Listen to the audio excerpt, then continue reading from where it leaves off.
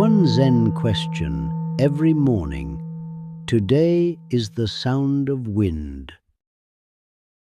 When a great wind sweeps through the forest, every hollow in the ancient trees cries out in its own voice. And when the wind ceases, all returns to silence. We too are like those trees, the words of others, the weight of the world. These are the winds. Let go of the I. You are merely a tree catching the wind.